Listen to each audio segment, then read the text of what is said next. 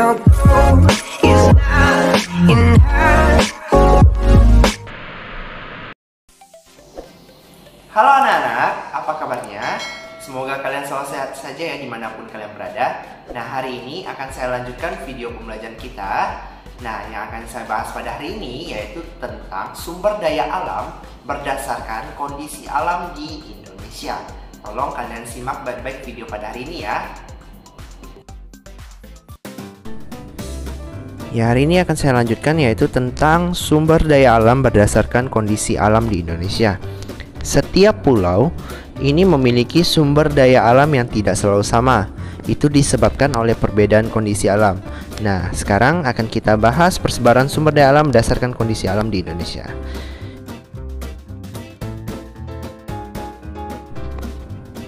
Nah, pulau yang pertama yang saya bahas, coba kalian lihat, ini pulau apa? Ya, ini adalah Pulau Sumatera. Nah, Pulau Sumatera ini memiliki banyak sekali pegunungan, sehingga kondisi ini dimanfaatkan manusia untuk menanam tanaman budidaya seperti kopi, kemudian lada. Nah, itu contoh buah ladanya, kemudian coklat. Nah, ini contoh buah coklatnya, kemudian tembakau, kemudian ada karet, dan juga buah kelapa sawit. Nah, kelapa sawit ini kadang dimanfaatkan untuk sebagai bahan baku pembuatan minyak goreng. Ya, sekarang saya bahas tentang hasil tambang yang ada di Pulau Sumatera. Nah, ini bisa kalian lihat hasil-hasil tambang yang ada di Pulau Sumatera. Nah, gambar yang pertama tadi itu adalah minyak bumi, dan gambar yang kedua itu adalah batu bara. Nah, minyak bumi dan batu bara sering dimanfaatkan untuk bahan bakar, dan yang ketiga itu adalah timah. Sekarang kita lanjut ke pulau selanjutnya, yaitu Pulau Jawa. Nah, Pulau Jawa ini memiliki pegunungan, dataran tinggi, dataran rendah, dan pantai. Yang sekarang saya bahas yang pertama yaitu dataran tingginya. Di dataran tingginya, sumber daya alam yang dapat kalian temukan yaitu, nah, ini dimanfaatkan untuk perkebunan teh. Kemudian dimanfaatkan juga untuk perkebunan kopi, dan yang terakhir juga dimanfaatkan untuk perkebunan kina. Nah, tanaman kina itu apa? Tanaman kina ini biasanya dimanfaatkan untuk obat malaria. Sekarang kita lanjut ke dataran rendah Pulau Jawa. Ini merupakan lahan persawahan yang subur di Indonesia. Salah satunya itu daerah Karawang yang terkenal sebagai lumbung padi. Nah, kemudian untuk pesisir pantai daerah Pulau Jawa, ini banyak dimanfaatkan untuk pertama budidaya ikan laut, kemudian budidaya rumput laut, kemudian pertanian garam, dan penjemuran ikan asin. Nah, sekarang kita lanjut ke pulau selanjutnya yaitu Pulau Kalimantan. Sebagian besar wilayah Pulau Kalimantan ini adalah dataran rendah dengan hutan yang lebat. Nah, hutan-hutan ini merupakan habitat alami bagi hewan yang terancam punah. Hutan di Kalimantan dimanfaatkan manusia untuk ditanami berbagai sumber daya alam seperti kelapa sawit, kemudian karet, kemudian ada juga rotan. Nah, sumber daya alam ini harus diolah sebelum dijual. Contohnya kelapa sawit ini dapat diolah menjadi minyak goreng, getah karet dapat diolah menjadi ban, dan rotan dapat diolah menjadi kerajinan tangan. Nah, Kalimantan ini juga kaya akan hasil tambangnya. Seperti apa? Seperti minyak bumi dan juga batu bara.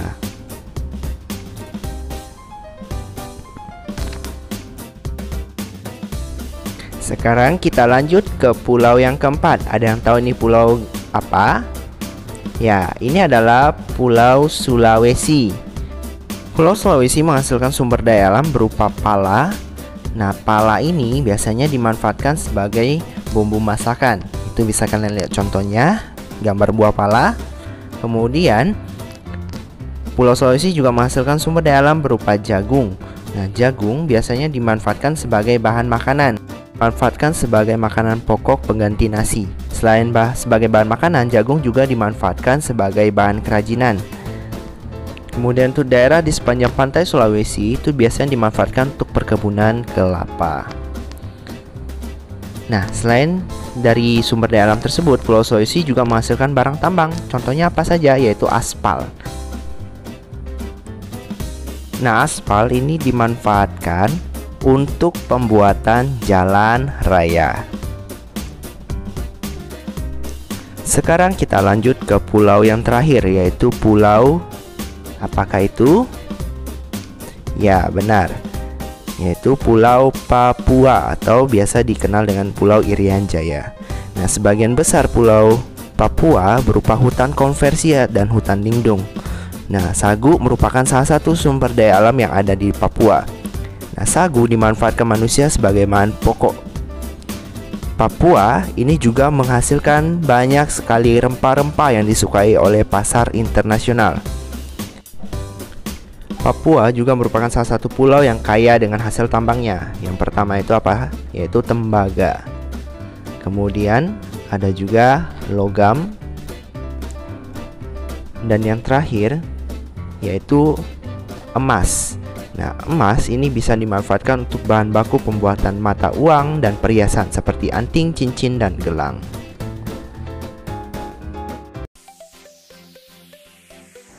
Ya, itu tadi video pembelajaran kita pada hari ini anak-anak. Semoga kalian dapat memahami apa yang sudah disampaikan dalam video tersebut. Anak-anak tetap jaga kesehatan dan semangat belajar ya. Sampai ketemu di video pembelajaran selanjutnya.